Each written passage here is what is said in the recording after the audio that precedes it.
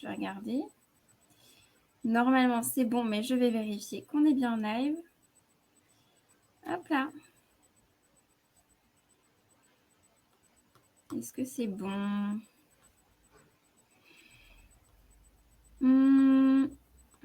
Ah là là. Tellement de choses sur cette page. Ah, Ouais. on est bien en live, c'est bon. Génial. Donc, bonsoir à tous pour ce live en compagnie du planning familial. Bonjour. Donc, on est accompagné ce soir de Alice Ackerman qui fait partie du planning, qui travaille pour le planning et qui va se présenter rapidement juste après. Du coup, comment ça va se passer? Eh bien, on va laisser Alice se présenter.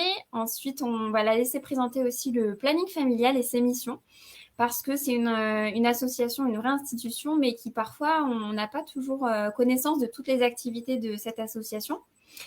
Et puis ensuite, on commencera à répondre à certaines de vos questions. Et puis, n'hésitez pas ensuite à poser toutes vos questions dans le chat. On y répondra petit à petit. Bonsoir Mathilde. Donc, Alice, je te laisse te présenter rapidement. Merci beaucoup. Donc, bonsoir à tous et à toutes. Donc, je m'appelle Alice Ackerman et je travaille au planning familial de Strasbourg. Donc, on est, pour que vous ayez une idée, on est situé place de Homme de Fer, rue du 22 novembre, donc au centre-ville. Et au quotidien, donc, je suis animatrice de prévention, c'est-à-dire que je vais dans les écoles, dans les lycées pour faire de l'éducation à la vie affective et sexuelle. Et je suis aussi conseillère, c'est-à-dire que j'accueille des personnes dans le cadre d'entretien sur toutes les thématiques qu'on aborde au planning, donc sur les sexualités, et la vie relationnelle et la vie affective.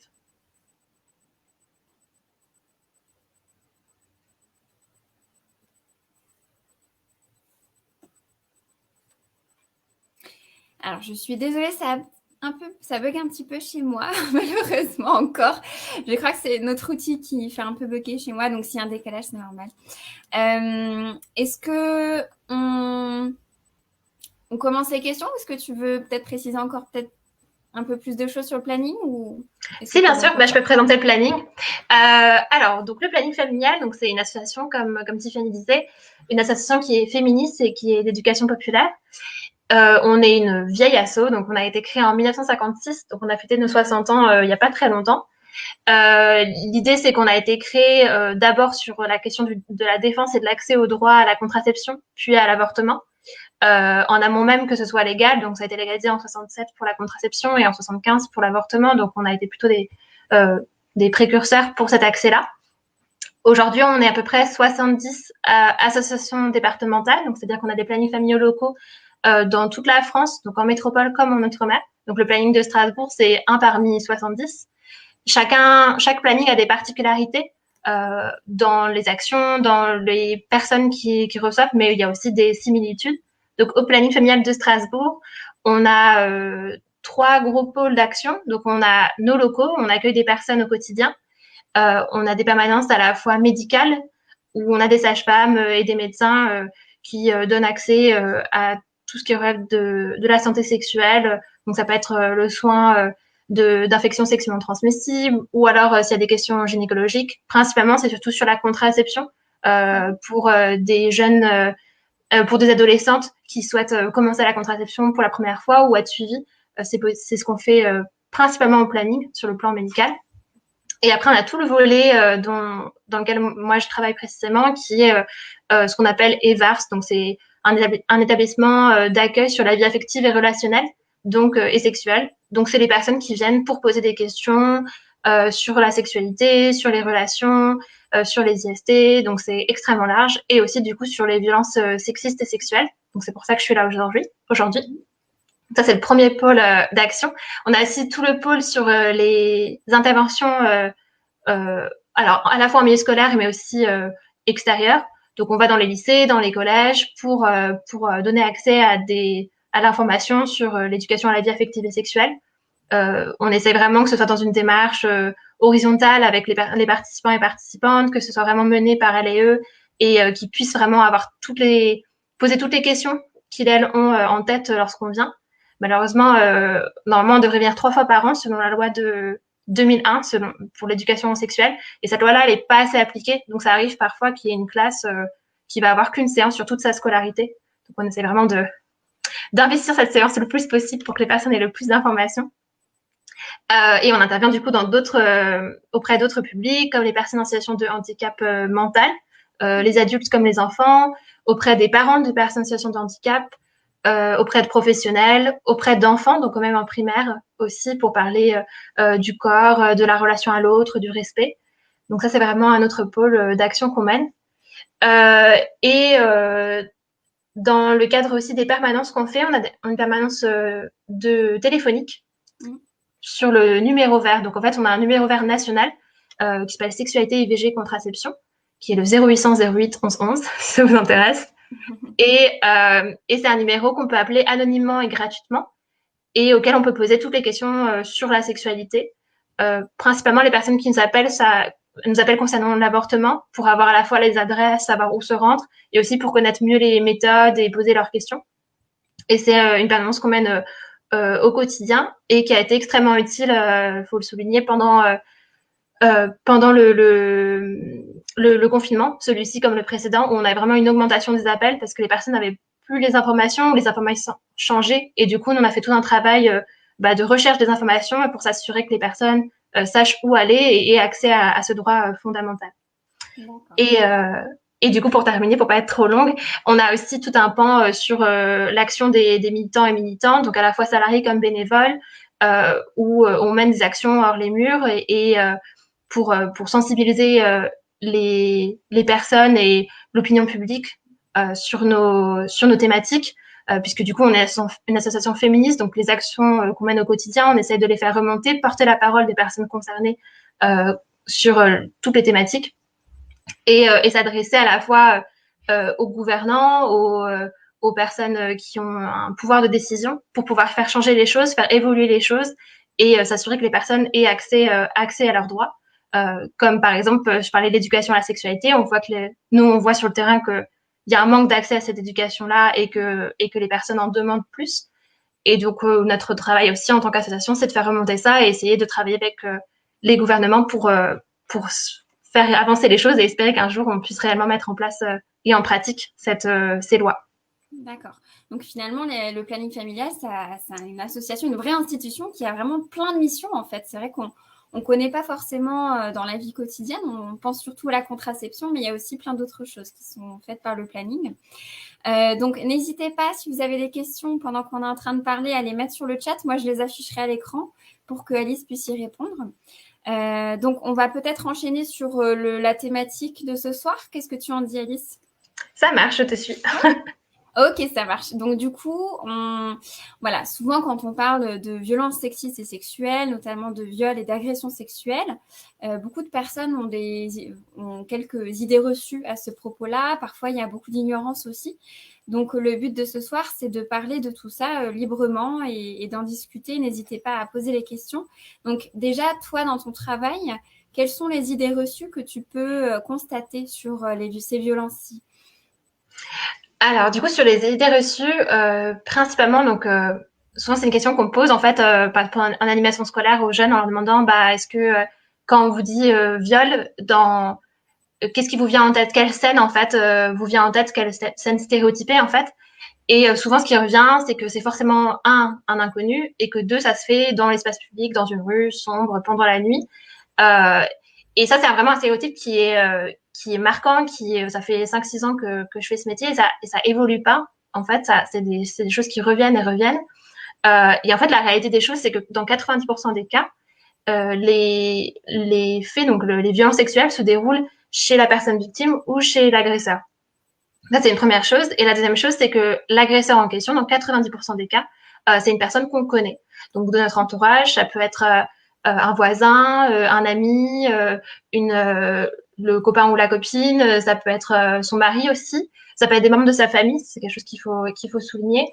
Et ça, c'est dans 90% des cas. Et donc, ce stéréotype-là, c'est assez étonnant qu'il reste aussi vivace, alors qu'en fait, ça reflète que 10% des situations de violence sexuelle qu'on a, que ce soit dans le cadre de l'accompagnement des personnes victimes au sein du planning, mais même dans le cadre de plaintes, de dépôt de plaintes à l'hôtel de police. C'est vraiment pas des situations qui reviennent souvent, pas en majorité. Et quand on réfléchit au pourquoi en fait, pourquoi cette scène-là, elle reste et pourquoi ce stéréotype-là reste, mon interprétation, après on pourrait en débattre, et n'hésitez pas à utiliser les commentaires pour ça, mais il y a, en pensant que c'est quelque chose, que c'est un inconnu, que ça se fait dans un espace sombre, dans la nuit, ça met en fait à distance le fait que le fait de violence sexuelle, ça le rend presque irréel, comme si ça peut arriver qu'aux autres. Et donc par ça en fait c'est une façon aussi de se protéger. Alors que si on sait que c'est quelqu'un, que ça arrive dans 90% des cas avec quelqu'un qu'on connaît, ça rend ce fait-là beaucoup plus proche de nous et on peut sentir beaucoup plus en insécurité. Et, euh, et du coup, c'est pour ça, selon moi, qu'il y a ce stéréotype-là qui persiste. D'accord. Ouais, pardon. Je sais pas si tu avais Non, une question. il n'y a pas de souci, je t'en prie, continue. Après, il y a des idées reçues qui sont réelles. C'est-à-dire, on dit souvent que les personnes qui sont victimes majoritairement de violences sexuelles, ce sont des femmes. Donc ça, c'est la réalité. Souvent, les chiffres qu'on sort, on dit que, alors donc ça dépend en fait à la fois des associations et des chiffres qu'on a à travers les enquêtes ministérielles et d'instituts de recherche. Mais on dit que c'est entre une femme sur 5 ou une femme sur 10 qui est victime de violences sexuelles dans sa vie. Donc c'est énorme comme chiffre. Une femme sur 10, c'est un chiffre qu'on entend souvent par le secrétaire d'État des droits des femmes. Le UFA sur 5, c'est un chiffre qui est sorti de l'enquête de Nous Toutes. Donc, c'est une enquête qui avait été menée sur la question du consentement. Donc, la question des chiffres, elle est hyper compliquée parce qu'il y a souvent, on va s'appuyer sur le nombre de dépôts de plainte en disant, bah, du coup, le nombre de personnes qui vont porter plainte, c'est le nombre de personnes qui ont été victimes de viol pendant l'année en France. Mais en fait, c'est pas la réalité. La réalité, c'est que sur sur 10 personnes qui ont été victimes de violences sexuelles, il y en a que une, statistiquement, qui va aller porter plainte. Et en plus, sur 10 plaintes qui vont être posées, il y en a qu'une qui va aboutir. Donc, en fait, les chiffres qui vont être remontés à travers les dépôts de plaintes sont vraiment minimes par rapport au nombre de personnes qui sont victimes de violences sexuelles en France. Donc, sur les chiffres, du coup, j'ai cherché exprès pour avoir les chiffres précis du gouvernement. Actuellement, le gouvernement dit qu'il y a 93 000 femmes en France qui sont victimes de viols ou tentatives de viol par an et 225 000 femmes par an qui sont victimes de violences physiques et ou sexuelles au sein de leur couple. Donc ça, c'est les chiffres officiels à travers à la fois les observateurs de recherche et le gouvernement. Donc il faut imaginer, il faut partir du principe que ces chiffres-là sont plus importants. Euh, mais du coup, voilà, ça c'est une idée reçue qui est réelle, c'est-à-dire que majoritairement, ça reste quand même des femmes qui sont victimes de violences sexuelles. Euh, Et une chose que je voulais rajouter, c'est que ces idées reçues en fait qu'on a sur les violences sexuelles, elle s'intègre en fait plus généralement dans un système qu'on appelle la culture du viol. Donc j'imagine que c'est quelque chose que vous avez déjà entendu parler avec la vague MeToo, c'est quelque chose qui a été beaucoup discuté dans les plateaux télé, il y a des livres aussi qui sont sortis à ce sujet-là. La culture du viol, donc c'est une culture sociale en fait qui vise à excuser ou à minimiser ou à justifier en fait des actes de viol et ou d'agression sexuelle. Et en fait, ça s'inscrit dans plein d'événements en fait qu'on vit au quotidien. Donc ça peut être à la fois à travers le vocabulaire qu'on utilise, par exemple quand on va lire de la littérature ou alors des articles de journaux sur les violences sexuelles, on va souvent voir écrit abus sexuel au lieu de violence sexuelle. Et pourquoi abus c'est problématique? Parce que abus ça veut dire abuser, comme si en fait c'était permis, mais jusqu'à un certain point. Et là, quand tu dis à un ami, ouais, bon, là, t'as abusé, c'est que t'as un petit peu dépassé la limite. Mais il y a comme cette idée que, bon, c'est pas si grave, en fait, un abus. Alors qu'une violence, bah, il y a pas vraiment de débat. Hein. Une violence, c'est une violence. La ligne, elle est franchie et voilà, il n'y a pas eu de consentement. Du coup, il y a ce terme-là. Il y a aussi quelque chose qu'on entend beaucoup, c'est, cette personne s'est fait violer. C'est fait violer. Et en fait, alors, ce terme-là, en fait, ça fait partie en fait du langage courant. Mais pourquoi c'est problématique? C'est qu'en fait, comme on emploie le mot faire, ça implique en fait qu'il y ait une action de la personne. Alors que lorsqu'on est victime de viol, bah, on n'a pas été proactif dans la violence qu'on a subie. On a été victime de cette violence-là. Et du coup, cette culture du viol, elle s'inscrit vraiment dans notre langage et c'est extrêmement important de pouvoir se questionner sur les mots qu'on utilise et quel impact ils ont sur les personnes et sur la société qu'on construit ensemble. Donc ça, c'est sur le vocabulaire. Et après, naturellement, c'est dans les médias, dans les films et les séries qu'on va consommer. Bah là, il y a beaucoup de culture du viol, même si on voit que ça évolue un petit peu. On voit que Netflix, tout ça, on a l'impression que ça devient un petit peu plus progressiste, mais on voit souvent des scènes où alors c'est un peu je vais prendre une scène un peu stéréotypée où il y a un homme et une femme et l'homme commence à essayer d'embrasser la femme, d'avoir un rapport sexuel avec elle. Et puis à force de forcer, d'insister, la femme va céder. Et après, il y a le rapport sexuel et ça rend tout ça très, la façon dont c'est filmé et tout rend tout ça très sexy, très romantique et voilà, c'est super mignon. Et en fait, cette scène-là, si on prend du recul, elle est extrêmement problématique parce que ça veut dire bah, la personne n'était pas d'accord au départ, puis l'autre personne a insisté, a voire forcé, et au final elle a cédé, donc ça veut pas dire qu'elle a consenti, parce que céder et consentir c'est vraiment deux choses différentes. Et ça, c'est une scène qu'on voit dans plein de films, plein de séries. Et en fait, bah, on est nourri par ces modèles-là et qu'on va être poussé à reproduire et à normaliser. Mm. Et ça, c'est vraiment problématique et ça s'inscrit du coup dans la culture du viol. Ouais, et je dirais qu'aujourd'hui, on a un problème supplémentaire, c'est la publicité, tout simplement, hein, les médias, la publicité, voilà, qui véhicule encore beaucoup de clichés on a pu, peut-être que vous en avez entendu parler, certaines publicités de parfums, de choses comme ça, on voit des femmes à terre entourées par des hommes qui sont prédominants, etc. Effectivement, ça fait perpétuer cette culture qui minimise ces violences-là, dans tous les cas. Du coup, donc, je répète, n'hésitez pas si vous avez des questions sur ce qu'on est en train de dire. Surtout, n'hésitez pas. Hein, voilà, bombardez-nous de questions si vous le souhaitez, il n'y a pas de souci. Qu'est-ce qu'on peut répondre justement à une personne qui véhicule cette idée reçue sans forcément le faire de manière consciente et malveillante, mais qu'est-ce qu'on peut lui répondre justement? Bah, c'est une très bonne question. Alors, l'idée pour moi, c'est que, bah, comme tu le dis très bien, les personnes, souvent, elles le véhiculent sans le vouloir. On a toutes, bah, je pense qu'on sent tous et toutes concernés que lorsqu'on donne ces exemples-là, on a tous été nourris par ces modèles-là. Du coup, on va être poussé à les reproduire. Du coup, de mon point de vue, il faut pas avoir une position de jugement ou condamnation, en tout cas, de ce qu'est la personne et ce que fait la personne. Il faut vraiment dans une position d'écoute et d'explication pédagogique bah, questionner, bah écoute, là tu viens de dire elle s'est fait violer, bah en fait pourquoi tu dis s'être fait violer, qu'est-ce que tu entends par là, et en fait rentrer dans le dialogue et questionner en fait les représentations qu'on a liées aux violences sexuelles sans être dans l'agressivité d'une part, donc être dans le dialogue. Après, ce que je dirais aussi, c'est que c'est important pour chacune qu'on prenne la responsabilité de se renseigner. C'est-à-dire aujourd'hui, on est dans un monde où l'information elle est vraiment à portée de clics, quoi. Ça veut dire on peut prendre son téléphone, on peut prendre son ordinateur et avoir accès à une masse d'informations très large, ou alors ouvrir ou acheter les livres qui sortent féministes et extrêmement bien construits sur les questions et se renseigner.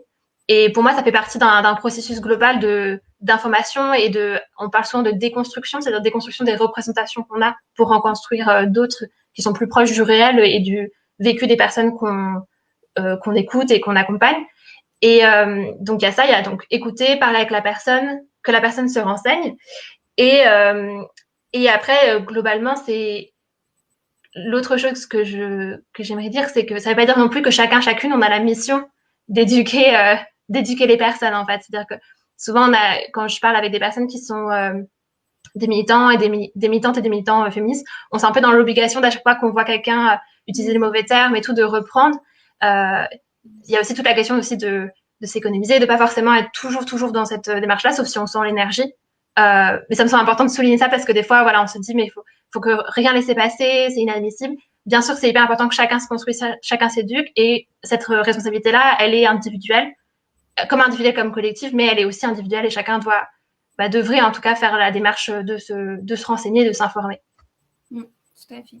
Et d'ailleurs, je rebondis sur ce qu'on a dit tout à l'heure. Il y a Iliane qui nous dit c'est faux de dire que ceux qui violent le plus, c'est le méchant homme noir caché dans la rue. Bah, tout à fait, c'est ce qu'on disait tout à l'heure, effectivement. Hein.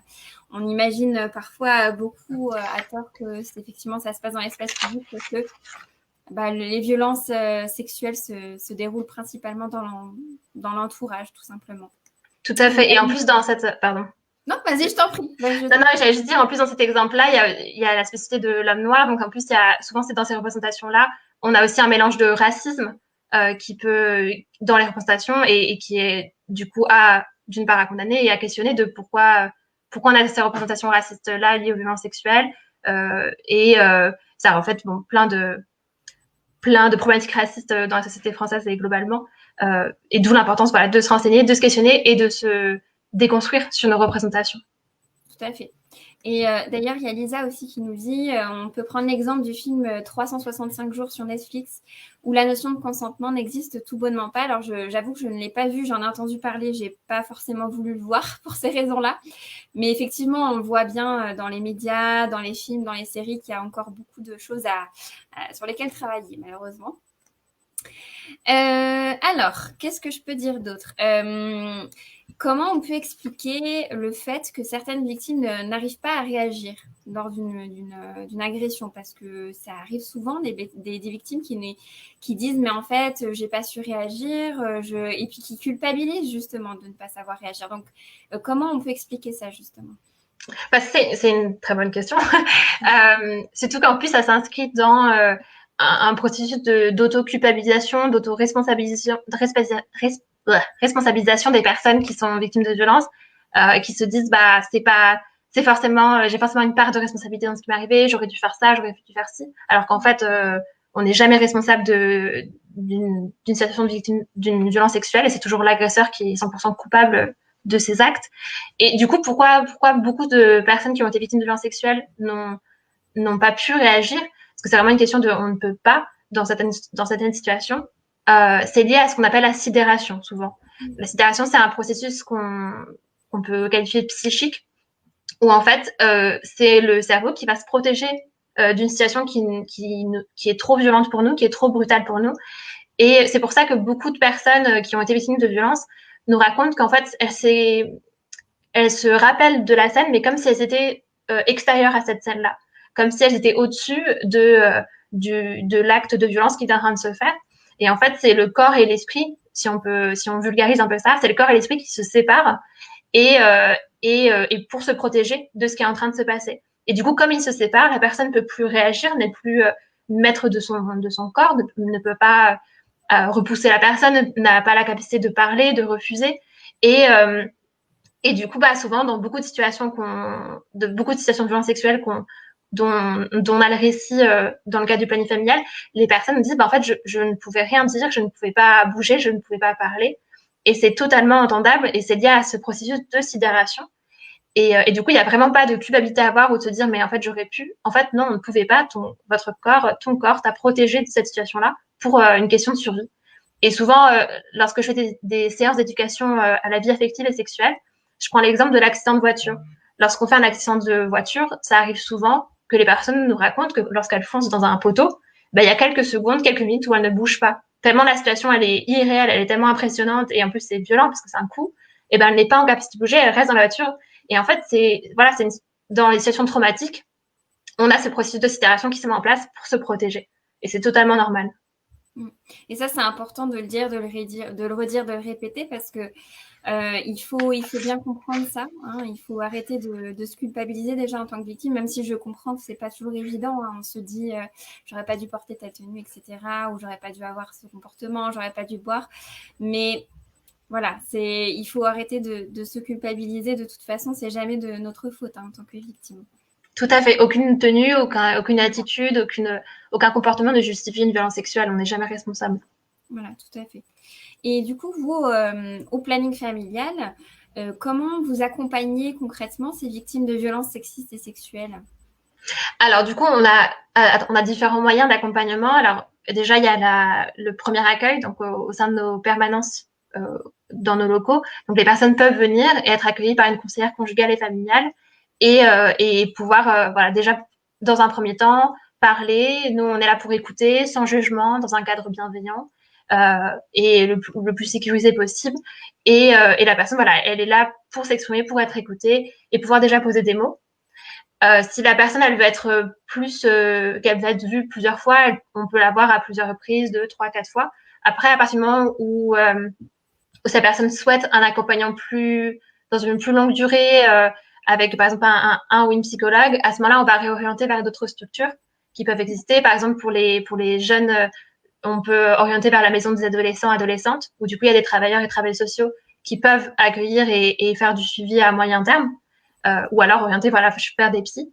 Donc déjà on peut accueillir la parole. On a aussi un groupe de parole pour femmes victimes de violences sexuelles.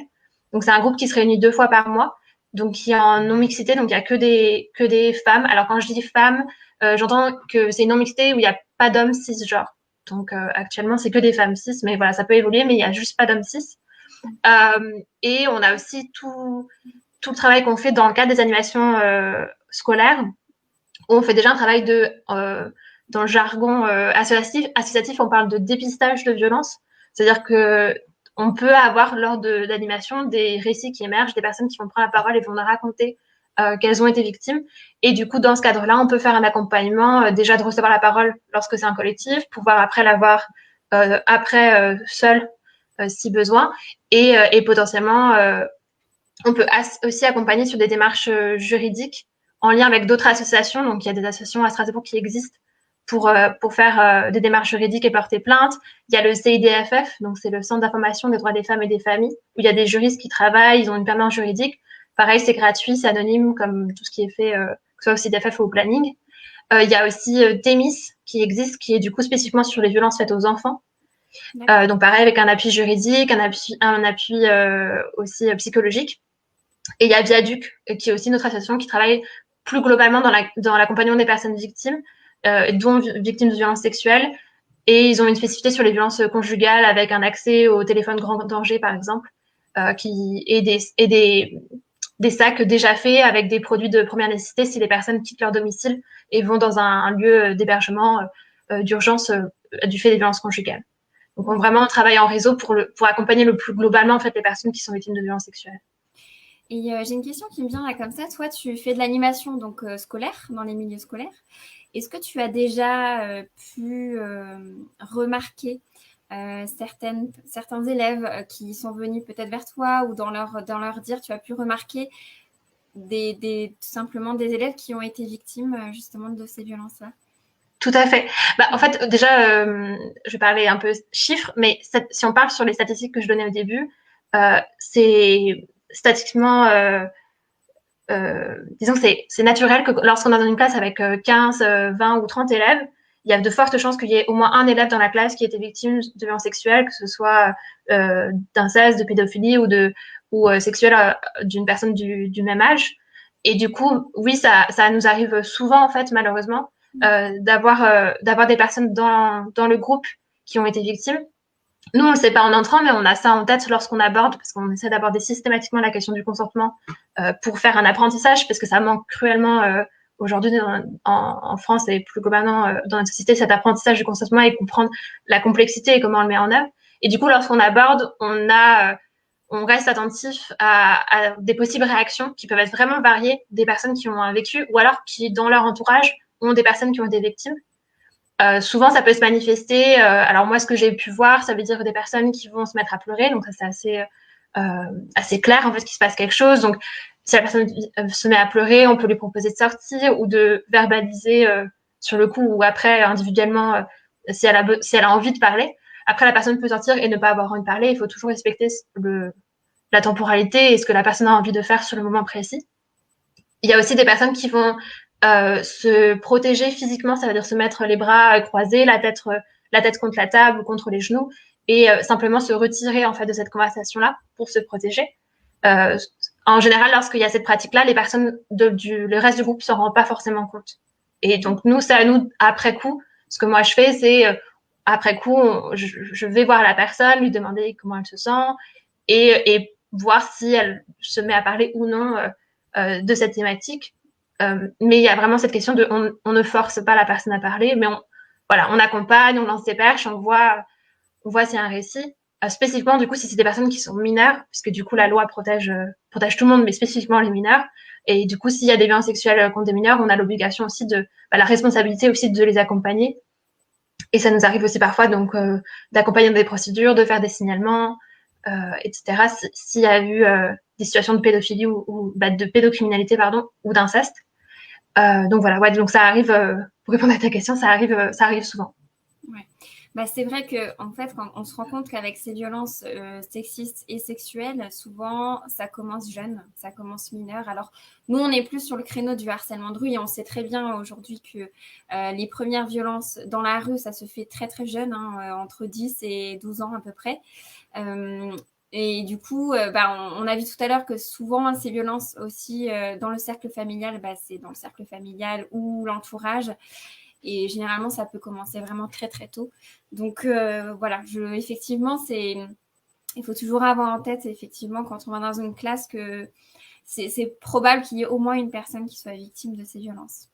Tout à fait. Et c'est hyper important de souligner le fait que les violences sexuelles chez les enfants, ça existe, chez les mineurs, ça existe, et c'est aussi du coup important de pouvoir former en fait l'équipe pédagogique qui va accompagner ces jeunes pour qu'ils soient formés à l'idée que potentiellement ils vont être confrontés un jour à un ou une enfant victime de violences sexuelles, et savoir comment réagir, comment accompagner, comment écouter, parce que c'est une réalité, et le rendre tabou, ça n'aide ni la personne ni la société à prendre en charge cette question de violence sexuelle. Est-ce que le personnel dans les collèges, le personnel tout simplement des professeurs, tout ça, est-ce qu'ils sont formés à ça, ou est-ce qu'ils ont au moins une... Ouais.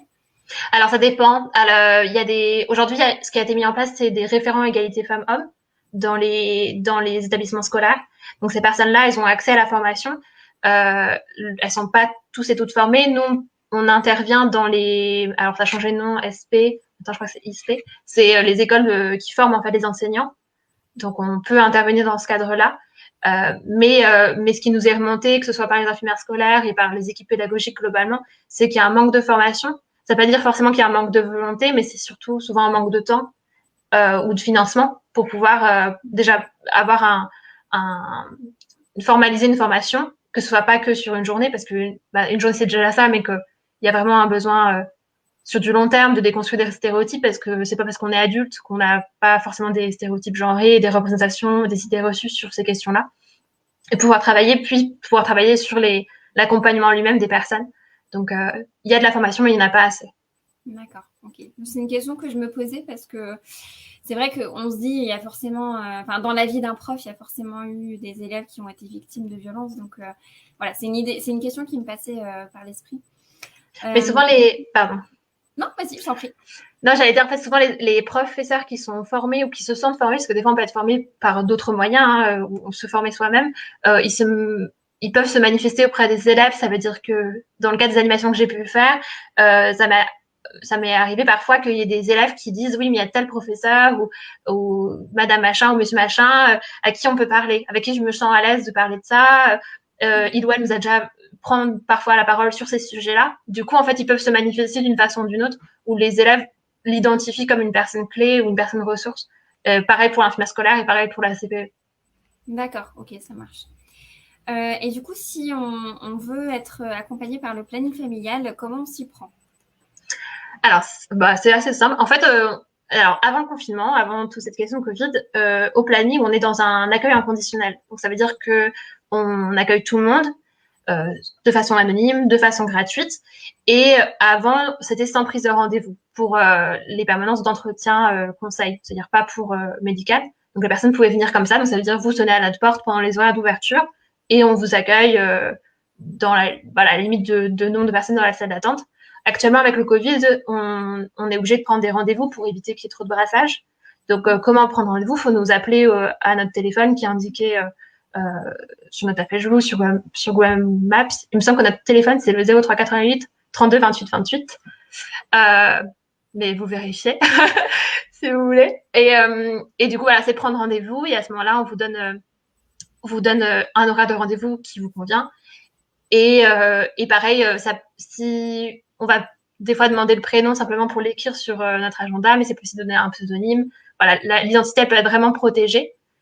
Et donc ça c'est un moyen. Et après on peut aussi simplement, si la personne ne se sent pas prête, ça peut arriver d'avoir un entretien en présentiel et de faire la démarche d'aller et d'être face à une autre personne. C'est aussi possible d'avoir un premier contact par téléphone, donc d'appeler une fois ou deux fois, et puis après prendre rendez-vous et se voir en vrai entre guillemets.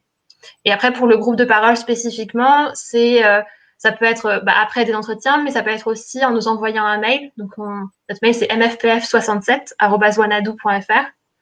Et sur ce mail-là, en fait, vous pouvez demander de rejoindre le groupe de parole pour faire une victime de violence sexuelle. Et du coup, à ce moment-là, vous rencontrez une des deux animatrices. Et si ça se passe bien pour vous, si vous vous sentez à l'aise, etc., vous pouvez rejoindre le groupe. Ok, Wanadoo, c'est bien deux N, hein, je ne me trompe pas. Je crois que c'est un seul N. Ah, bien. Bon, je vais le Pas grave. réécrire. Non, bon, écoute, je le réécrirai un petit peu plus tard. Je vais avancer, je l'écrirai après.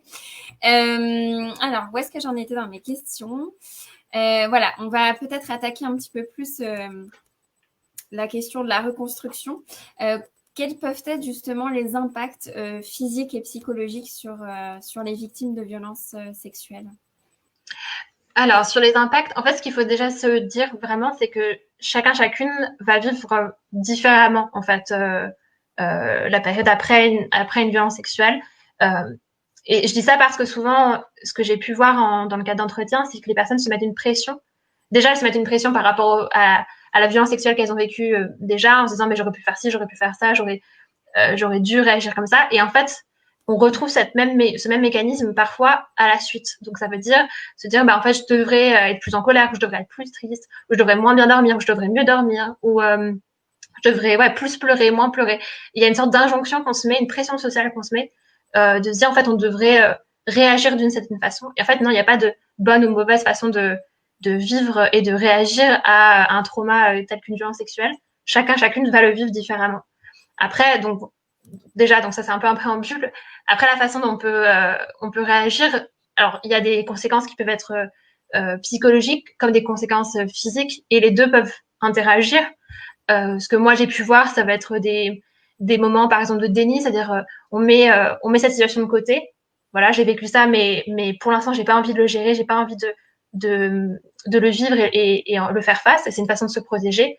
Et plus tard, après chacun sa relation au temps et sa temporalité, mais et plus tard on va le réouvrir. Donc parfois ça peut être quelques semaines, ça peut être quelques mois, ça peut être quelques années, mais voilà, c'est une façon de se dire bah là pour le moment je peux pas, je peux pas faire face à ça, et donc la personne fait une sorte de déni et n'en parlera que plus tard. Ça c'est une façon que j'ai pu voir.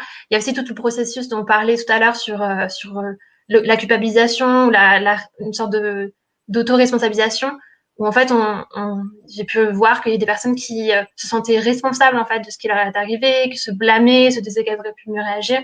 Et du coup, il y a cette sorte de colère qu'on peut avoir, mais qui, au lieu d'être tournée vers la personne qui a commis la violence sexuelle, vers l'agresseur ou le violeur, elle est parfois tournée sur soi-même, parfois même de façon autodestructrice, euh, parce que voilà, c'est aussi une façon peut-être aussi de se protéger, de se dire bah en fait c'est trop dur de reconnaître ce qui est arrivé, donc pour l'instant je vais le prendre sur moi, et après faire un travail pour se mettre à distance, se dire bah, en fait je ne suis pas responsable, arriver à se le dire, se dire qu'en fait on n'a pas de responsabilité, pas de culpabilisation à avoir, et pouvoir retourner cette responsabilité vers la personne qui a commis l'acte. Et parfois, comme je disais, c'est 90% du temps c'est quelqu'un qu'on connaît, donc on peut avoir tendance à essayer de le ou la protéger. Bah, par exemple, si c'est quelqu'un de notre famille, ou si c'est notre compagnon, ou si c'est notre compagne, bah, ça peut être extrêmement difficile de se dire bah, c'est cette personne qui a commis l'acte, donc on va se porter cette responsabilité-là, et ça peut être très lourd et presque et assez destructeur. Et après, il y a voilà, il y a la colère, la tristesse, c'est des émotions qu'on peut retrouver. Et il y a toute la thématique de la relation au corps qu'on travaille au planning, parce que bah, le corps, c'est surtout dans le cas des femmes, donc le corps des femmes est déjà soumis à tellement de pression sociale et sur à quoi il doit ressembler, quelle relation il doit avoir, qu'il doit être musclé, fin, etc. Que du coup, lorsqu'on vit une violence sexuelle, bah, ça peut amplifier, voire rendre encore plus difficile cette relation au corps, qu'on va peut-être parfois rendre responsable de cette violence sexuelle. Donc pareil, une sorte d'auto-responsabilisation en disant bah, c'est mon corps, il devrait pas, si j'étais moins comme si j'étais plus comme ça, peut-être que ça me serait pas arrivé. C'est faux, voilà, on n'est jamais responsable, c'est jamais le corps qui est responsable. Mais du coup, cette relation au corps, elle peut être compliquée à travailler à la fois sur le plan physique. Donc on peut avoir il peut avoir des symptômes post-traumatiques aussi physiques après une violence sexuelle. Par exemple, on retrouve parfois des signes de vaginisme. Donc, ça veut dire que c'est le vagin. Donc, le vagin, c'est un muscle qui va se contracter lorsqu'on va avoir des relations sexuelles avec pénétration et qui empêche la pénétration. Et du coup, ça va être un réflexe de protection. Donc, ça, c'est hyper important d'avoir ça en tête, parce que du coup, lorsque des médecins, surtout des gynécologues ou des sexologues, vont avoir des personnes qui viennent consulter pour du vaginisme, la première chose à laquelle il faut penser, c'est la question des violences sexuelles, parce que c'est un des signes qu'on peut retrouver. D'autres signes de physique, c'est aussi la question. Il y a des maladies qui sont assez spécifiques, par exemple des maladies digestives. C'est quelque chose qu'on retrouve parfois chez les personnes qui ont des victimes de violences sexuelles, liées au ventre, liées aussi à la musculation, qui peut être déréglée, qui peut se désynchroniser.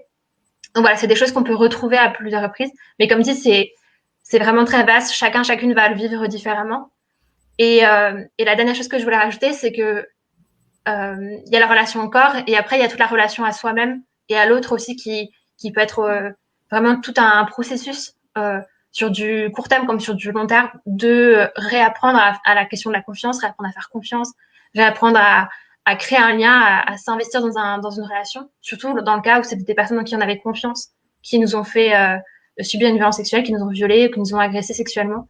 Et du coup, il y a toute cette question de reconstruire ce lien-là. Et du coup, dans tout ce processus de construction, de reconstruction, il faut vraiment pas hésiter à demander d'être accompagné que ce soit par l'entourage, par des amis, ça peut être aussi par des structures comme le planning familial, ça peut être aussi accompagné de façon psychologique, donc par des thérapeutes.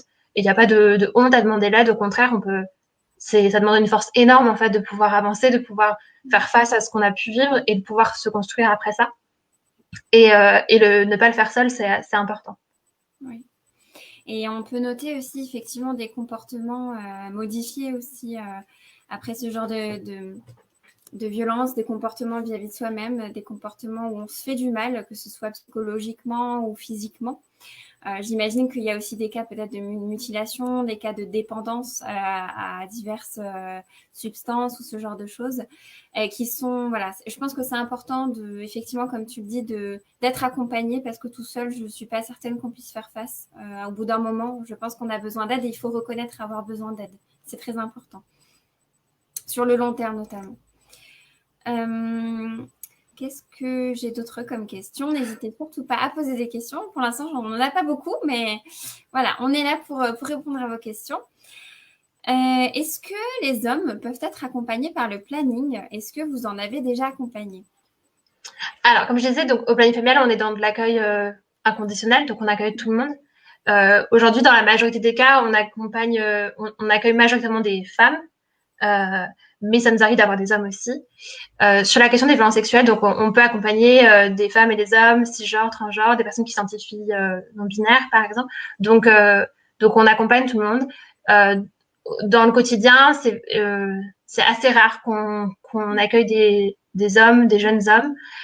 Pourquoi? Parce que je pense que le planning familial, malheureusement, n'est pas encore identifié comme un lieu où les personnes qui s'identifient pas comme je dirais même plus globalement, qui s'identifient pas comme femmes cis, ça veut dire que les personnes LGBTQI+, n'ont pas forcément, n'identifient pas toujours ou pas encore le planning familial comme un endroit safe où il et elles peuvent aller pour poser des questions et du coup, dans le cas de violences sexuelles, pouvoir s'y rendre pour pouvoir en parler.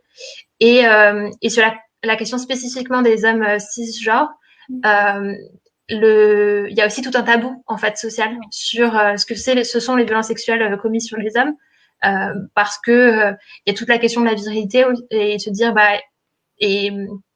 alors c'est un peu maladroit comment je vais dire mais cette question de si un homme qui a été violé on va questionner en fait l'entourage ou la société va questionner sa virilité parce que la pénétration c'est vu comme quelque chose si c'est un viol par pénétration est vu comme une sorte de perte en fait de masculinité. Et en fait, donc les hommes, dans ce que moi j'ai pu, dans le cadre des accompagnements que j'ai pu faire, voir beaucoup plus de difficultés à le dire parce que la honte et le poids de la honte, cette honte qu'on ne devrait pas porter nous, mais que la personne violeur ou agresseur devrait porter, mais que malheureusement on se retrouve à porter à cause de cette inversion et cette culture de viol, est parfois plus lourde en fait chez les hommes et ils vont avoir du mal à prendre la parole. Après, c'est quelque chose ce tabou-là, cette libération de la parole, il y a une libération de la parole qui se fait progressivement. Déjà du côté des femmes, on a vu avec MeToo, on a vu avec Balance ton fort. Et chez les hommes, ça se fait aussi progressivement. Dans les cas, par exemple, de pédocriminalité, on l'a vu dans le cas de pédocriminels, dans le cas de l'Église, mais aussi, il y a eu, je ne sais pas si vous avez vu le reportage de Living Neverland sur les accusations de violences pédocriminelles de Michael Jackson sur des garçons. Qui sont maintenant adultes et qui témoignent à visage découvert. Donc tous ces témoignages-là, toute la force et le courage que ces personnes-là ont de témoigner, que ce soit des femmes ou des hommes, ça permet de lever ce tabou social sur les violences sexuelles, et de pouvoir accompagner les personnes à prendre la parole si elles en ont besoin et à poser des mots. Mais du coup, les hommes qui sont victimes de violences sexuelles, on en reçoit moins. En tout cas, déjà, c'est différent parce qu'il y a plus de femmes qui sont victimes de violences sexuelles, mais sur les hommes qui sont victimes, ils viennent pas forcément chez nous. D'accord. Et c'est vrai que statistiquement, pardon, il n'y a pas beaucoup de chiffres. Enfin, j'ai pas l'impression qu'il y ait beaucoup de chiffres justement parce qu'il y a ce tabou. Et mais ce qu'on peut dire, c'est que, enfin, dans les chiffres qu'on peut connaître aujourd'hui, surtout les hommes, ce sont des personnes qui sont aussi victimes de violences sexuelles, peut-être moins, mais surtout aussi lorsqu'ils sont mineurs. J'ai l'impression. Voilà, il y a tout ce côté mineur qui rentre beaucoup en jeu chez les garçons, effectivement. Si on prend un pourcentage de 100 personnes, en fait, on dit que sur les questions, si on parle de façon binaire, hein, homme, femme et homme, on dit qu'il y a entre 80, 85, 90% qui sont des femmes et 10% qui sont des hommes.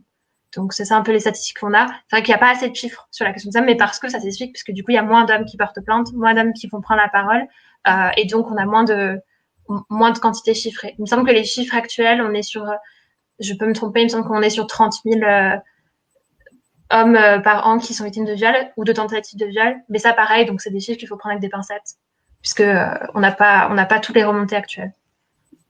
Ouais, c'est difficile de mettre un chiffre dessus, effectivement. Déjà, pour les femmes, c'est pas forcément évident parce que beaucoup de femmes ne portent pas plainte. Donc, avec les hommes et le tabou sur la pénétration, comme tu le disais, c'est encore plus délicat.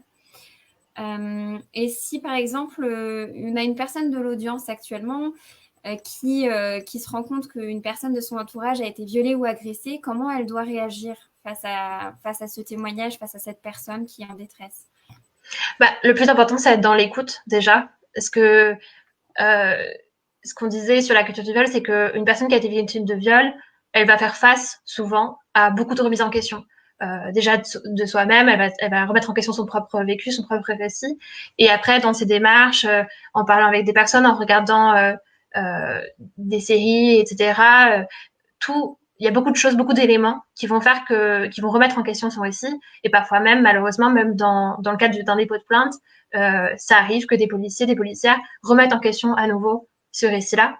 Et du coup, c'est extrêmement important que la personne, l'ami qui reçoit ce récit puisse être dans l'écoute, dans le non-jugement, dans la bienveillance et ne pas chercher à savoir si c'est vrai, si c'est faux, parce qu'on n'est pas là pour être juge, on est là en tant qu'ami. Et l'ami, il est là pour se tenir dans n'importe quelle circonstance, et spécifiquement dans le cas de violence sexuelle. Donc ça, c'est un premier point. Après, être ami, c'est pas non plus être psy. Donc, faut aussi savoir se protéger soi-même. C'est quelque chose qu'on peut voir dans le cas du planning familial. Parfois, on a des amis, des personnes qui viennent nous voir par rapport à leurs amis qui ont été victimes de violences sexuelles. Et en fait, on peut beaucoup s'investir. On a envie de faire bien, d'accompagner une personne pour qui on a beaucoup d'affection dans ce trauma-là. Mais il faut aussi savoir se protéger et pouvoir orienter. Et du coup, orienter, ça peut être, voilà, j'ai déjà cité les différentes structures. Nous, il y a le planning familial où on peut venir pour parler, donc que ce soit la personne victime ou son entourage. Il y a des parents parfois qui viennent pour parler de leurs enfants, frères et sœurs, amis, cousins, petites amies, petites copines. Voilà, les personnes peuvent venir. Et après, il y a dans le cadre scolaire, lorsque c'est des personnes mineures, on peut aussi venir en parler à l'infirmière scolaire, à la CPE ou à un ou une professeure à qui on a confiance. Mais il faut vraiment pas hésiter à chercher du relais, en fait, dans d'autres structures. Lorsqu'on est proche, tout en respectant les limites de notre amie. Si l'amie elle n'a pas envie d'en parler pour l'instant et qu'elle veut juste en parler à la personne, c'est tout à fait ok, tout en se protégeant soi-même. Par contre, il faut avoir en tête, ça c'est toujours quelque chose assez compliqué, de la notion de danger imminent. C'est-à-dire que si une personne vous dit je suis victime de violences sexuelles par exemple mon père, donc à chaque fois que je rentre chez moi, je risque de vivre des agressions sexuelles et des viols par mon père. Là, c'est une situation de danger imminent. Et du coup, on a la responsabilité, que ce soit professionnel ou entourage, d'alerter. Donc, pour les enfants, il y a le 119 qui est un numéro national pour alerter et pour faire un signalement.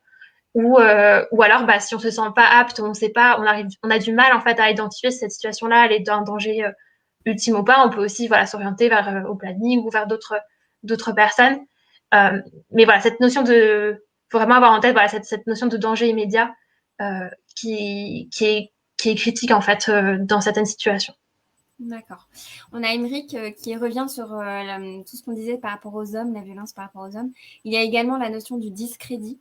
Alors peut-être d'un point de vue social, j'imagine, de ce que nous dit Émeric. Je ne sais pas si tu veux rebondir rapidement dessus ou si on a une deuxième question aussi par la suite. Oui, du coup, sur la notion du discrédit, ça rejoint en fait cette notion de toujours remise en question du témoignage ou du récit de violence qu'on vit. Et ça, on le retrouve chez les hommes comme chez les femmes. Et se dire, en fait, je vais m'exposer, je vais raconter ce que j'ai vécu, et les personnes peuvent discréditer mon récit, le questionner, le décrédibiliser, le délégitimiser. Et en fait, se mettre dans une situation où on doit en défendre et essayer de prouver qu'on a vécu une violence, c'est quelque chose d'extrêmement douloureux qui peut provoquer beaucoup de souffrance et beaucoup de mal-être.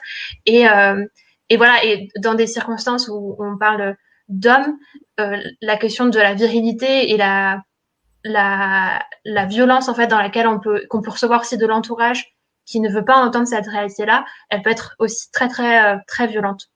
Oui, tout à fait. On a aussi Lisa qui nous demande est-ce que tu as connu, Alice, beaucoup de personnes pour lesquelles le dépôt de plainte ou encore le procès a été mal vécu comme une nouvelle forme de violence? Alors, pour le dépôt de plainte, oui, malheureusement. Ça veut dire, alors comment ça veut dire quoi mal reçu? Ça veut dire que normalement, lorsqu'on va faire un dépôt de plainte, donc il y a deux moyens, trois moyens de le faire. Soit on peut y aller physiquement en présentiel, donc aller à l'hôtel de police et et dire voilà, je dépose plainte contre X ou Y. Et après, on a un entretien avec un ou une brigadière qui peut être, et il peut en avoir deux aussi. Et là, on raconte pour la première fois tout ce qui nous est arrivé sur un procès-verbal qu'on signe. Donc dans ce cadre-là, ça m'est arrivé d'avoir des récits de personnes qui sont allées déposer plainte et que ce soit dans l'accueil de la plainte, donc le relationnel, ou les questions qui peuvent être posées lors de l'entretien. Il peut y avoir des questions qui sont très orientées, des questions qui s'inscrivent dans ce que je racontais de la culture du viol, c'est-à-dire questionner le pourquoi tu n'as pas fait ça. Et souvent, la question de la sidération, malheureusement, aujourd'hui, même si c'est un phénomène qui commence à être connu, qui commence à être où les personnes commencent à être formées, c'est pas généralisé. Et donc, si la personne n'a pas réagi, ça peut être questionné. En disant, mais pourquoi vous n'avez pas fait ça? Pourquoi vous n'avez pas fait ci? Et du coup, remettre en question la question de la notion d'absence de consentement. Donc ça, c'est quelque chose qui peut être qui peut rentrer dans un mauvais accueil. Et il y a la question de l'information des droits. Ça veut dire que, par exemple, lorsqu'on fait un procès verbal, donc c'est un écrit juridique, et il doit être signé par la personne qui a donné son récit, qui a répondu aux questions. Et du coup, si elle signe son procès verbal, ça veut dire qu'elle atteste que tout ce qui est dit dessus est juste et reflète la réalité des faits. Sauf qu'en fait, si on le signe, ça veut dire qu'on a eu le temps de le relire, qu'on a eu le droit de corriger des choses. Et ça peut arriver dans certains cas que cette information-là ne soit pas donnée. C'est-à-dire qu'on vous tend le paquet de feuilles en fonction de ce que vous avez raconté qui peut être plus ou moins important, et on vous demande de signer sans vous dire que c'est un procès verbal, que ça a une notion juridique, que ça va avoir une importance dans le cadre de l'enquête. Et du coup, on peut avoir des personnes qui signent sans avoir complètement conscience de ce à quoi ils s'engagent en signant ça, et sans forcément avoir corrigé ou sans avoir eu sans se sentir assez à l'aise, assez confortable pour dire en fait ça c'est pas le mot que je voulais utiliser, ça c'est pas exact, et etc. Donc ça peut être un mauvais accueil. Après il y a aussi après il y a sur les dépôts de plainte, je disais qu'il y avait en présentiel, il y a aussi en ligne. Donc en général c'est on va sur le site de dépôt de plainte en ligne et après on a un rendez-vous directement avec un enquêteur et on dit qu'en général ce biais-là est peut-être plus sécurisant.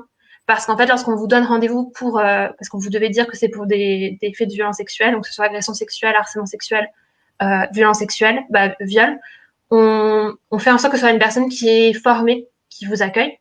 Après, on pourrait s'interroger sur comment cette personne est formée, est-ce que le nombre de séances est suffisant? C'est quelque chose qu'on peut questionner. Mais normalement, au moins, c'est pas le brigadier ou la brigadière de service qui vous interroge quand vous faites votre dépôt de plainte, mais une personne qui est censée avoir l'habitude et avoir les outils pour pouvoir vous poser des questions de façon sécurisante et sans jugement. Ce qui, du coup, voilà, n'est pas forcément toujours le cas. Et c'est quelque chose que, en tant que planning familial, en tant qu'association politique, c'est des choses qu'on fait remonter parfois en disant, bah là, on voit que dans telle ville, dans tel endroit, ça se passe pas bien, et questionner le manque de formation et pouvoir nous-mêmes aussi organiser des formations.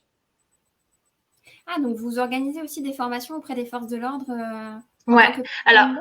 ouais. Alors à Strasbourg, on le fait pas pour l'instant parce que c'est d'autres associations qui le font. C'est le CIDFF qui le fait actuellement. Mais dans d'autres villes, ça peut être le planning familial qui le fait et qui organise les formations. Et est-ce que tu as un retour par rapport au procès également, si les procès de viol, bon, les assises, c'est quand même particulièrement difficile pour une victime, mais aussi pour les procès, pour les agressions sexuelles, est-ce que tu as des retours à ce sujet qui peuvent être mal vécus? Alors le procès lui-même, non, j'ai jamais accompagné moi au niveau professionnel de personnes qui sont allées jusqu'à des procès. Pourquoi? Parce qu'en fait, souvent les faits de violences sexuelles, que ce soit agression sexuelle ou viol, sont parfois redéfinis comme relevant du correctionnel et non des assises. Et du coup, lorsque c'est redéfini comme correctionnel, c'est peut-être pas le bon terme que j'utilise, mais donc quand c'est revalorisé ou redéfini comme correctionnel, à ce moment-là, les personnes elles sont dans d'autres procédures. Donc ça veut dire que bon, déjà il y a toute l'enquête avec des entretiens qui sont menés à la fois de la personne victime et son entourage, des personnes qui ont été potentiellement témoins, mais comme dit, il y a rarement de témoins puisque les violences sexuelles se font souvent chez la personne victime ou la personne agresseur, donc il n'y a pas de témoin oculaire du viol ou de la violence sexuelle qui est commise.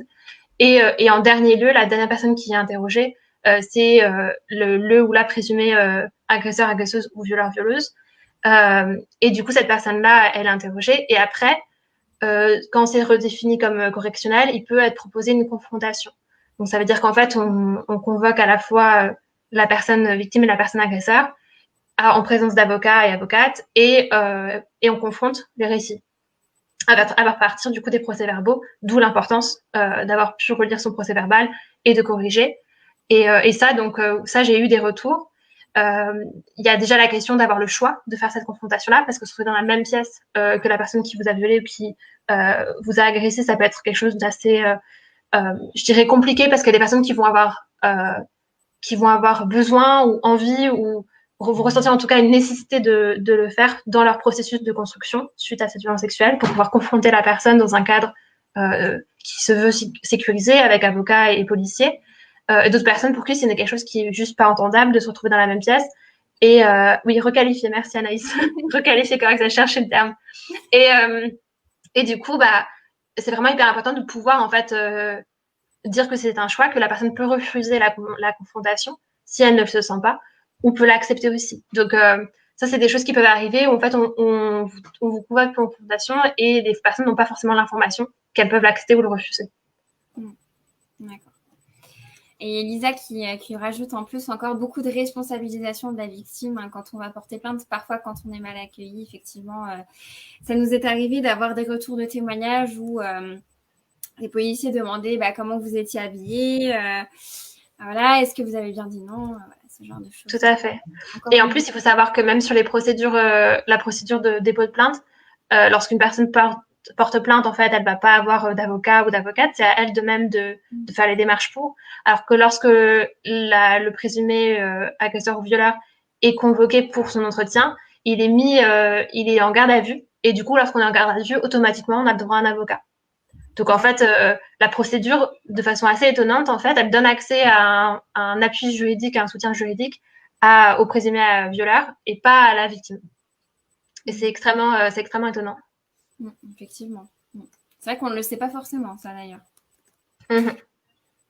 Est-ce que j'ai encore d'autres questions? On arrive un petit peu à la fin, donc n'hésitez pas à réagir à nouveau, à nous poser d'autres questions avant de conclure. Est-ce que rapidement, alors non, je crois qu'on avait déjà abordé ce sujet avec le live dernier avec la juriste, enfin l'avocate, pardon. En plus, elle nous regarde, donc si je dis juriste, elle va même me prendre. J'allais demander quelles sont les peines encourues par un violeur et un agresseur, mais il me semble qu'on l'avait déjà abordé. Est-ce qu'on a d'autres chiffres peut-être à communiquer, des chiffres officiels qui représentent bien ces violences sexistes ou sexuelles, ou peut-être refaire un point pour ceux qui n'étaient pas là au début? Au niveau international, alors ça, il y a une évolution, donc ça a vérifié. Au niveau international, on dit que toutes les 8 minutes ou 7 minutes, donc il me semble que ça a évolué à 7, une femme dans le monde est victime de viol. Donc ça, c'est un chiffre qu'il faut comment dire, sous-peser de ce que ça veut dire. C'est-à-dire quand vous passez une journée, si vous comptez toutes les 8 minutes, ça vous donnera un chiffre assez conséquent. Euh, et donc ça, c'est un chiffre que moi j'entends depuis 5-10 ans. Euh, Au niveau français, donc j'avais dit au départ qu'il y a les chiffres officiels au niveau des femmes, on dit que c'est une femme sur 10 qui a vécu une violence sexuelle dans sa vie. Et l'enquête de nous toutes disait que c'était une femme sur 5. En tout cas, c'est toujours très difficile de pouvoir avoir des chiffres précis, puisque du coup, d'une part, ça évolue, d'autre part, ça demande à la personne de le dire et de pouvoir et d'être prise en compte dans les recherches et les enquêtes qui sont menées pour avoir ces chiffres-là. Et du coup, au début, il me semblait que je vous avais donné des chiffres officiels français. On dit qu'en 2018, en France, officiellement, alors du coup, voilà, à prendre avec des pincettes, on dit qu'il y a 93 000 femmes qui ont vécu des viols ou des tentatives de viol et 225 000 femmes qui ont vécu des violences sexuelles ou physiques au sein de leur couple, donc par leur conjoint. Et je vous invite aussi à suivre, parce que du coup, je cite Nous Toutes parce que c'est vraiment une association qui fait un grand travail sur les violences sexuelles spécifiquement et qui organise des formations sur différentes thématiques, la question de viol, la question de comment on accompagne aussi une personne victime de violences sexuelles et qui invite aussi à la mobilisation. Et elles ont toute une communication aussi sur la question des féminicides. Donc un féminicide, c'est le fait qu'une personne, une femme, soit tuée, assassinée par son conjoint ou son ex-conjoint. Et ça, c'est un phénomène qui en fait est assez important en France. Et elles font un décompte, donc elles en ont fait un l'an dernier et cette année elles continuent. Donc en fait, elles recensent à chaque fois à travers les médias et à travers les réseaux sociaux et les familles aussi qui alertent le nombre de personnes pour montrer que c'est un phénomène qui existe, qu'il faut visibiliser et qu'on arrête de parler de drame familial ou de nouveau dans cette culture du viol de minimiser ou d'excuser ou de justifier ces meurtres qui sont des meurtres sexistes, qui sont des meurtres qui sont faits contre les femmes. Et voilà. Et donc nous tout essaie de mettre en avant pour pouvoir lutter contre et pouvoir espérer que ce chiffre baisse. Il semblerait que pour l'instant, entre 2019 et 2020, il y a eu différentes. Déjà, il y a une mobilisation de l'opinion publique sur cette question-là. On en a beaucoup parlé. Maintenant, le mot féminicide, c'est beaucoup plus parlant qu'il y a 2-3 ans. Et aussi, il y a eu tout le Grenelle des violences qui a été mené, donc au niveau du gouvernement et au niveau local et régional. Et les associations aussi ont continué à mener leur travail d'accompagnement des femmes victimes de violences. Du coup, on espère que ce chiffre, un jour, baissera, comme le chiffre des personnes victimes de violences sexuelles aussi. Oui, et le pire, c'est que ces chiffres qui nous paraissent déjà importants ne sont pas forcément révélateurs de tout ce qui peut se passer. On a parlé de viol, de violence au sein de la famille, etc. Mais les agressions sexuelles, c'est aussi les mains aux fesses, c'est les mains sur les seins. Voilà, ça regroupe beaucoup, beaucoup de choses. Donc, faut bien se dire que ces violences, ça fait partie de notre quotidien, malheureusement. Les violences sexuelles dans les transports, dans la rue, voilà, c'est partout, dans la famille, auprès des amis. On a un risque qui est absolument partout, finalement. Tout à fait. Et la difficulté, c'est que souvent, lorsqu'on vit ce type de violence, parfois, on ne les conscientise pas comme des violences, on ne conceptualise pas comme des violences. Et donc, on ne va pas les nommer comme telles. Donc, ça peut arriver, ça m'arrive dans le cadre d'entretien ou même d'animation, où les personnes vont me raconter des faits qui sont des faits d'agression sexuelle ou des faits de violence et de violence sexuelle. Mais en fait, elles ne me nomment pas comme ça parce qu'elles n'ont pas vécu comme ça. Ou qu'elles n'ont pas les moyens de l'identifier comme ça plutôt. Et, Ouais. et c'est pour ça que c'est hyper important de pouvoir avoir accès à l'éducation, à la vie affective et sexuelle, pour pouvoir être outillé et armé et accompagné pour pouvoir identifier, à la fois prévenir de ces violences-là, pour que les personnes soient éduquées, sensibilisées, informées sur la question du respect, du consentement, et pouvoir aussi savoir comment réagir en tant que témoin comme en tant que personne victime lorsqu'il y a des situations de violence, et pouvoir après savoir où s'orienter, en tout cas sur la question de la réaction, comment savoir où s'orienter lorsqu'on est victime et de pouvoir être soutenu et de pas être seul. Eh bien, écoute, j'ai fait le tour de mes questions. Je crois qu'on n'a pas d'autres questions, donc on va pouvoir conclure. Donc, si jamais vous avez besoin de vous rendre au planning familial, donc c'est rue du 22 novembre, pardon, donc près de la station Homme de Fer à Strasbourg. Et puis, donc, on a un numéro aussi. Alors, bon, je ne l'ai pas là sous la main, mais il y a un numéro que vous pouvez appeler. C'est le 03 88 32 28 28. 03, attends, je note. 88 32 28 28. Je vais vérifier en même temps pour pas vous dire n'importe quoi. 28. Si vous avez besoin d'appeler, voilà, peut-être avant de vous déplacer. Et puis, comme ça. Et puis, merci en tout cas, Alice, pour cette intervention. C'était super intéressant et c'est super important aussi de redire ces choses-là et de diffuser cette information. Parce que beaucoup de personnes n'ont pas accès à ces informations, n'ont pas les clés aussi pour les comprendre et pour accompagner les personnes qui en ont besoin. Donc, c'est toujours bien de refaire un rappel. Et puis, écoutez, si vous n'avez pas d'autres questions, on va pouvoir s'arrêter là. Merci à tout le monde, en tout cas, d'avoir suivi le live. Et puis, on se retrouve la semaine prochaine pour un prochain live avec d'autres intervenants. Et Alice, si tu veux dire un petit mot de la fin, je t'en prie. Merci beaucoup pour cette opportunité de partager, déjà d'informer sur ce que fait le planning, de pouvoir le visibiliser et de ce dialogue qui était hyper riche et intéressant pour moi. Et j'espère pour vous tous et toutes sur les violences sexuelles et l'accompagnement et les idées reçues qu'on a. Et en tout cas, voilà, le planning reste disponible, nos portes sont ouvertes et il faut vraiment pas hésiter à venir, à toquer à notre porte pour tout ce qui relève de la vie affective et sexuelle. Ouais, super. Merci beaucoup pour ce dernier mot. Puis, on se retrouve très bientôt. Je vous souhaite une bonne soirée, un bon week-end. Et puis, à la prochaine. À la prochaine, merci.